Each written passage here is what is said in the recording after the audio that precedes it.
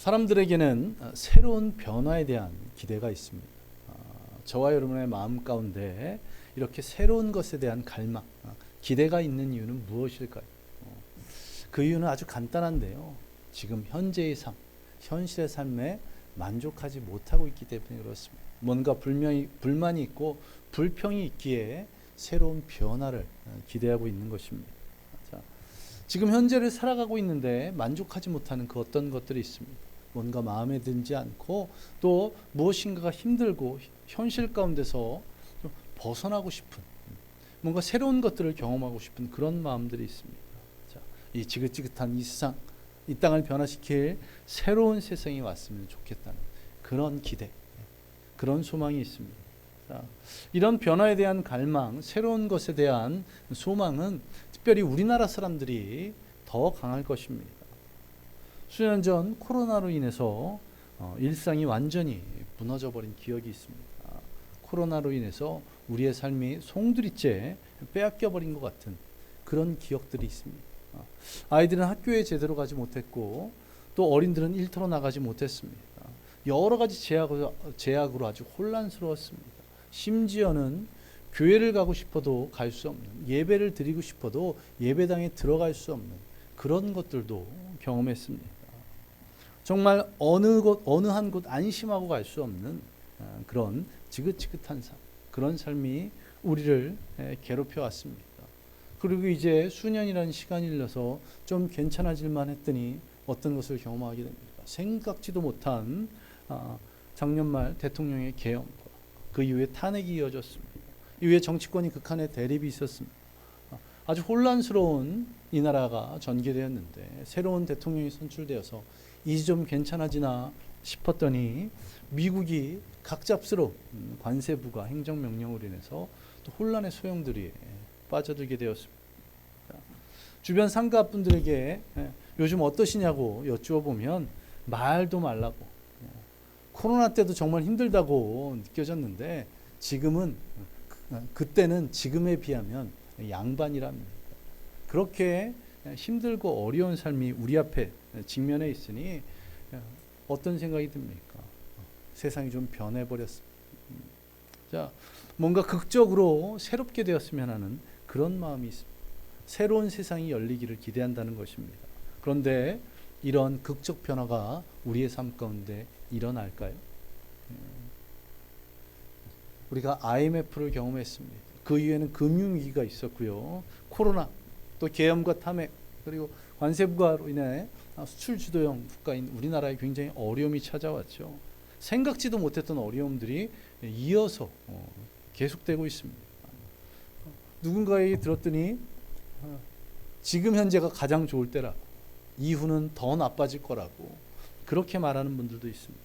자, 새로운 세상이 열리는 것이 아니라 점점 어려워진다는 겁니다.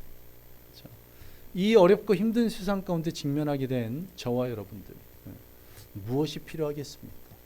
세상은 변하지 않습니다. 오히려 더 나빠지고 있습니다. 악해지고 있습니다.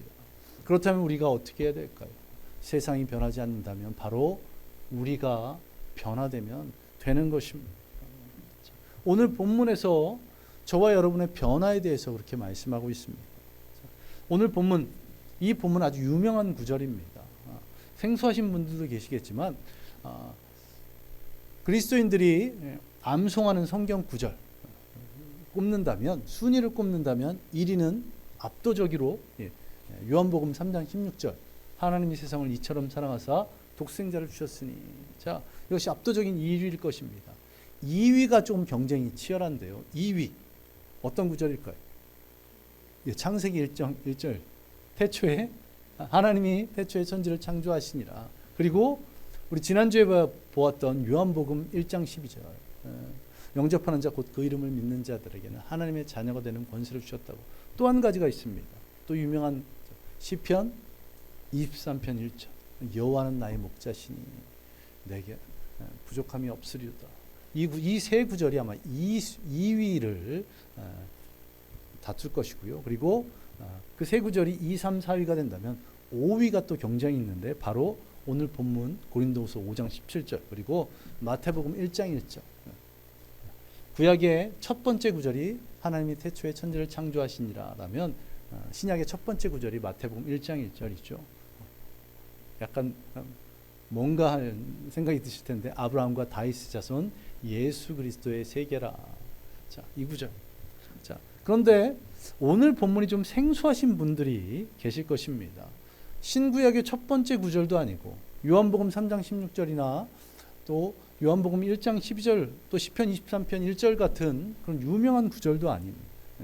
다른 구절을 더 많이 암송할 것 같은데 그런 생각을 하시는 분들이 분명히 있으실 것입니다. 자, 그런데 오늘 본문이 아주 유명한 암송 구절이 된 이유는 한 학생 선교단체 때문에 그렇습니다. 성경 공부 암송으로 유명한 선교단체인데요. 어디인지 아시는 분? 내비게이터입니다. 내비게이터. 이 내비게이터, 어려서부터 신앙생활 하신 분들은 이 내비게이터에서 나오는 69절 성경 암송 카드, 한 요만해가지고 흰색으로 돼서 이걸 한번 보신 분들 계실 텐데요. 아마 저희 또래는 어려서부터 신앙생활 했다면 이 내비게이터 암송 카드, 60개가 들어있는 암송 카드, 양쪽으로 이렇게 벌릴 수 있는 이것을 다 보셨을 것입니다. 제가 찾아봤더니 집에 없더라고요. 있는 줄 알았더니. 근데 이 69절 암송 카드의 첫 번째 구절이 바로 이 고린도후서 5장 17절 말씀입니다. 그래서 누군지 성경 암송을 한다 그러면 이 암송 카드를 샀었는데 보통은 어떻습니까? 첫 번째 구절들은 외우지 않는. 그래서 이 구절이 아주 유명한 구절이 되었습니다. 자, 오늘 본문을 보시면 무엇이라고 말씀하고 있습니까? 오늘 본문 상반절을 먼저 보시면 그리스도 안에 있으면 새로운 피조물이라. 그리스도 안에 있으면 새로운 피조물이 된다고 말씀합니다. 피조물이란 무엇입니까? 하나님께서 창조하신 만물이 피조물입니다. 그런데 새 것이 된다. 이 말씀을 보면 오늘 본문에서는 여러 수많은 피조물 가운데 무엇을 지칭하고 있는 것입니까? 바로 우리 인간을 지칭하고 있습니다. 우리가 그리스도 안에 있으면 예수 그리스도를 구주로 영접하면 새로운 피조물이 된다고 그렇게 말씀하고 있습니다. 저와 여러분이 어떻게 새롭게 되었습니까? 에베소서 2장 1절을 보시면 예수 그리스도를 믿기 전 우리는 죄와 허물로 인해서 죽어있던 그런 사람이었습니다. 우리를 죽어있는 사람이라고 성경은 말씀합니다. 여기서 죽어있다는 것은 무엇이냐면 우리의 목숨이 끊어져 있다, 이것이 아닙니다. 이 죽어있다는 표현은 하나님을 알지도 못하고 하나님의 음성을 들을 수도 없고 하나님과 교제할 수도 없는 그런 상태, 그런 상태를 말합니다. 이게 바로 우리가 허물과 죄로 죽어있는 상태. 또 에베소서 2장 3절을 보시면 저와 여러분은 하나님의 심판을 피할 수 없는 진노의 자녀였다고 그렇게 말씀을 하고 있습니다. 자, 본질상 진노의 자녀라고 그렇게 성경은 말씀하고 있는데 이것은 어떠한 방법으로든 하나님의 진노, 하나님의 심판을 피할 수가 없는 것입니다. 자, 더 나아가서는 골로새서 1장 21절을 보시면 우리가 하나님과 원수되었던 자들이라고 그렇게 성경은 말씀하고 있습니다. 이렇게 죄와 허물로 죽었던 우리, 본질상 진노의 자녀, 하나님과 원수된 자들이라고 불렸던 우리, 그런 우리를 사랑하셔서 우리를 살리시기 위해서 하나님께서 어떻게 하셨습니까? 독생자 예수 그리스도를 이 땅에 보내셨습니다. 그리고 그렇게 이 땅에 오신 예수 그리스도를 믿고 영접하면 우리의 허물과 죄가 다 용서함을 받고 심판에서 벗어나며 하나님과 원수된 것에서 벗어나서 하나님과 아름다운 관계를 맺게 되는 것입니다. 다시 태어나게 되는 것입니다. 자, 이렇게 예수님을 영접하여서 새로운 피조물이 되는 순간 우리의 신분이 새롭게 변화되었습니다. 자, 지난주에 보았던 요한복음 1장 12절에서 어떻게 말씀하고 있습니까? 영접하는 자, 곧 그 이름을 믿는 자들에게는 하나님의 자녀가 되는 권세를 주셨으니 하나님의 자녀가 되는 특별한 권리를 우리에게 주셨다고 말씀합니다. 예수 그리스도를 영접하면 그 이름을 믿으면 자, 이제는 하나님의 죄와 허물 가운데 있었던 또 진노의 자녀였던 원수되었던 우리가 하나님의 자녀가 된 것입니다. 자, 이렇게 저와 여러분은 예수 그리스도를 믿어 새로운 신분을 가지게 되었는데 삶을 살아가는 우리의 모습들이 그 신분에 합당치 않다면, 새롭게 된 것을 따라가지 못한다면 얼마나 안타까운 모습이겠습니까? 자, 예를 들면 이런 것입니다. 한 거지 아이가 있었는데 그 아이를 불쌍히 본 마음씨 좋은 사람이 그 아이를 데리고 가서 행정복지센터에 가서 또 시청에 가서 이 아이를 나의 양자로 입양하겠다고 합니다. 자, 이제 시간이 지났음에도 불구하고 이 거지 아이가 이 거지 때의 모습을 버리지 못하고 계속 거지처럼 행동하고 거지처럼 말하고 거지처럼 살아간다면 이 아이를 품은 이 부모가 얼마나 안타깝겠습니까? 또한 군인이 전쟁이 끝나서 가정으로 돌아갔습니다. 근데 PTSD, 외상 후 스트레스 증후군에서 벗어나지 못하고 계속 불안해합니다. 계속 공격성을 띱니다. 초조한 상태로 정상적인 삶을 이어가지 못한다면 얼마나 안타까운 일이겠습니까? 예수 그리스도를 구주로 영접하고 새로운 피조물이 된 저와 여러분, 우리가 모두 새롭게 되었기에 그 신분에 합당한 삶을 살아가시기를 간절히 소망합니다. 그 합당한 삶의 모습들로 이 땅을 살아가기를 간절히 소망합니다. 그리고 다시 우리 본문을 보시기 바랍니다. 하반절에서 이렇게 말씀합니다. 이전 것은 지나갔으니 보라 새 것이 되었도다. 여기서 이전 것, 이것은 무엇입니까? 우리가 죄인 되었을 때, 예수님이 나의 구주 되심을 알지 못했을 때, 아직 예수 그리스도를 인격적으로 만나지 못했을 때 그 모습입니다. 자, 오늘 본문에서 분명하게 말씀하고 있는데 이전 것은 지나갔노라. 이전 것은 지나갔으니, 자, 지나갈 것이다가 아니라 지나가 버렸다고 분명하게 말씀하고 있습니다. 이전에 있었던 나의 연약함들, 나의 부족함들, 모든 상처, 아픔들, 이 모든 것들이 다 지나가 버렸다고 말씀하고 있습니다. 이 지나갔으니, 헬라어 성경을 보면 이 지나갔으니 단어를 보면 부정 과거형으로 기록되어 있다고 합니다. 저도 헬라어는 잘 모르지만 이것을 보면 이미 지나가 버렸으니 다시 반복되지 않는다는 겁니다. 부정 과거형이 어떤 의미냐면 이미 끝났으니 다시는 반복되지 않는 것. 우리는 어떻게 된다는 것입니까? 이제 하나님의 자녀가 되었으니 다시 이전에 하나님을 알지 못했던 때, 예수님을 인격적으로 만나지 못했던 때, 구원받지 못했던 때로 결코 돌아가지 않는다고 그렇게 말씀하고 있습니다. 그러하기에 무엇을 말씀하시는 겁니까? 더 이상 과거에 얽매이지 말라고. 과거는 이미 다 지나갔습니다. 우리가 잠깐만 과거에 얽매이는 이유가 무엇일까요? 저도 순간순간마다 과거에 부끄러운 일들이 생각나는 때가 있습니다. 저희 어머니께서는 그것을 네가 회개하지 않아서 그랬다고 말씀하시는데, 순간순간 과거에 부끄러운 일들이 나를 힘들게 합니다. 저를 힘들게 합니다. 자, 과거에 얽매이는 것 무엇 때문입니까? 저희 어머니 말씀처럼 제가 찾아보니까 사단은 과거지향적이랍니다. 우리의 과거를 계속 생각나게 한답니다. 그래서 오늘도 그리스도 안에서 이미 사라져버린 나의 과거를 떠올리게 해서 우리들을 공격한다고 합니다. 지난날의 실패, 넘어졌던 것들, 그리고 그것을 통해서 끊임없이 우리의 죄책감을 유발한다고 합니다. 이전 것은 지나갔으니, 이미 지나가서 다시는 반복되지 않으니 이 말씀을 믿고 새롭게 된 삶을 살아가는, 새 것이 된, 새로운 피조물이 된 것과 된 것에 합당한 삶을 살아가는 저와 여러분 되시기를 간절히 소망합니다. 아니, 이미 새 것이 되었다고 그렇게 말씀하고 있지 않습니까? 되었도다. 이것도 헬라어 문법을 보면 완료형이랍니다. 완료형은 무엇입니까? 과거에 이루어진 사실이 현재에도 계속되는 것, 그것이 완료형 아닙니까? 자, 이전 것은 지나갔으니 이것은 다시는 반복되지 않는 그것. 그러나 새롭게 새 것이 되었다. 이것은 무엇이라고요? 과거에 일어난 것이 지금 현재에도 계속 이어지는 것. 자, 과거에 예수 그리스도를 구주로 영접했을 때, 예수님을 인격적으로 만났을 때, 첫사랑이 시작될 그때 느꼈던 그 새로, 그때 느꼈던 그 은혜, 그 감사, 그 기쁨이 지금도 어떻게 된다고요? 계속해서 이어진다. 하나님께서는 성경 말씀을 기록하셨을 때 문법으로도 이렇게 우리에게 분명하게 말씀하십니다. 과거에 주님을 알지 못했던 때의 모습은 완전히 지나가서 다시는 반복되지 않으나, 그러나 반복되는 것은 무엇입니까? 과거에 예수 그리스도를 구주로 영접했을 때, 주님을 인격적으로 만났을 때, 주님과의 첫사랑이 시작되었을 때의 그때의 기쁨, 그때의 감사, 그때의 환희가 지금도 계속해서 이어진다고요. 세상의 것들은 어떻습니까?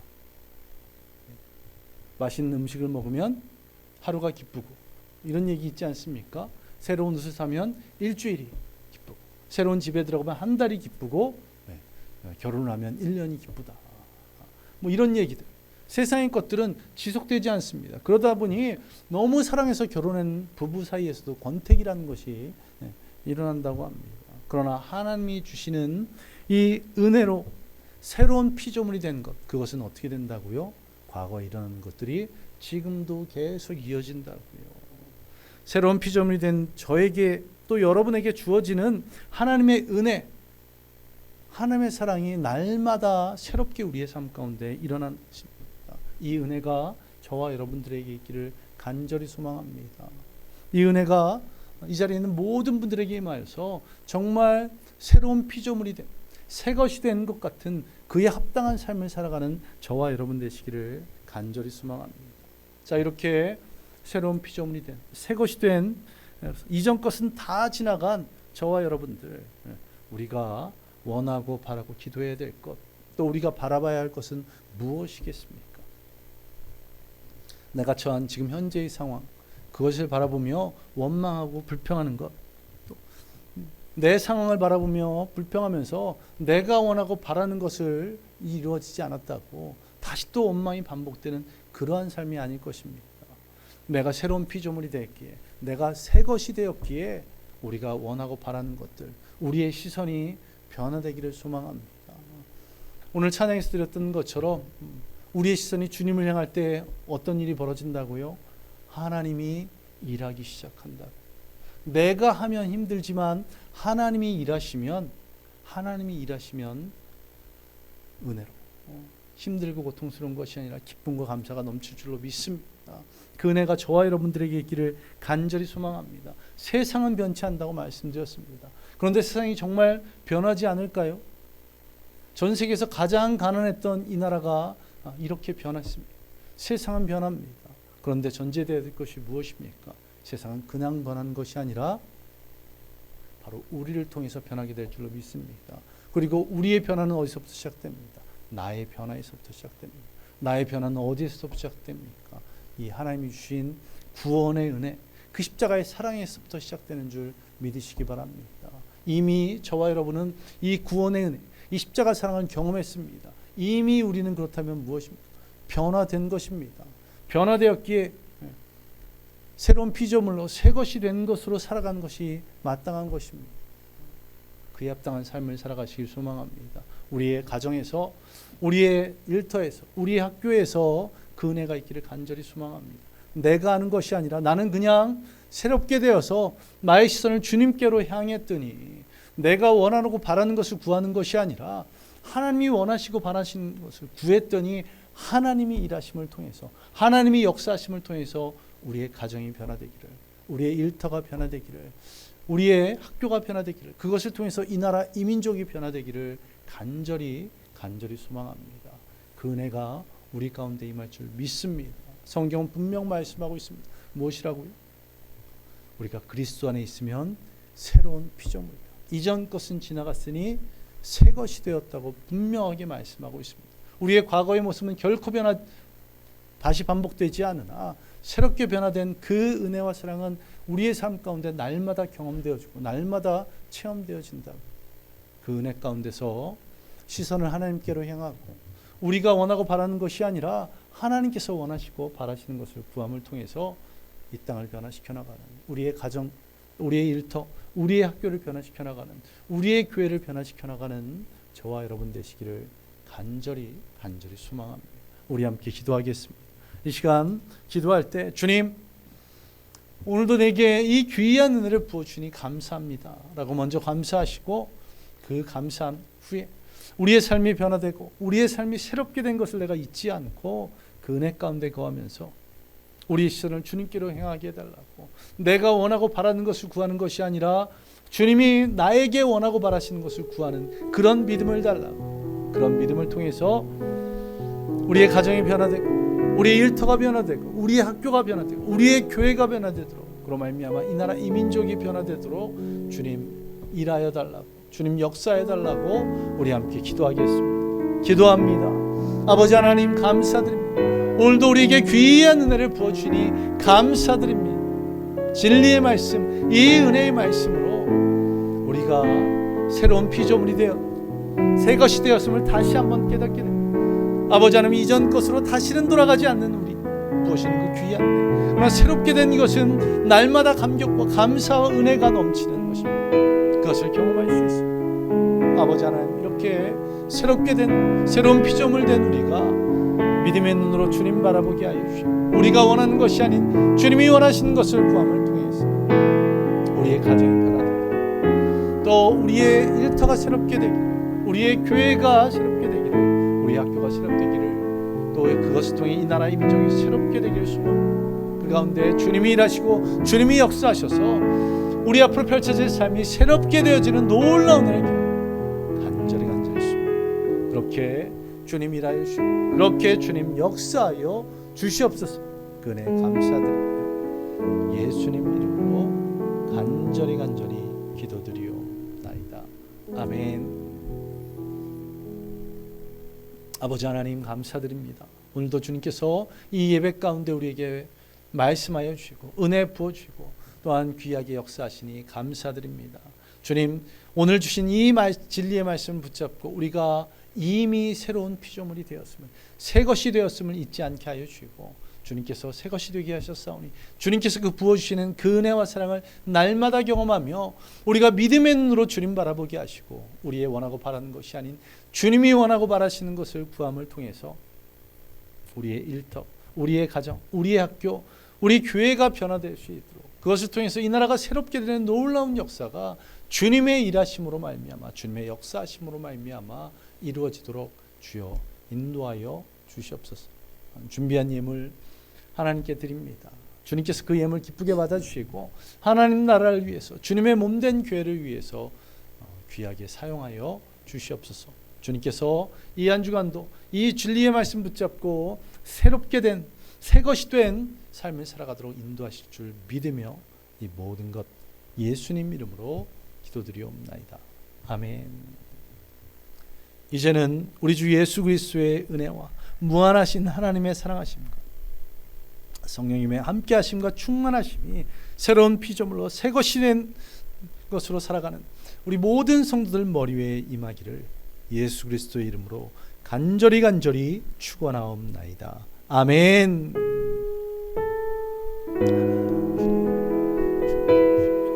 새롭게 아버지 새 것이 된 그러한 삶을 살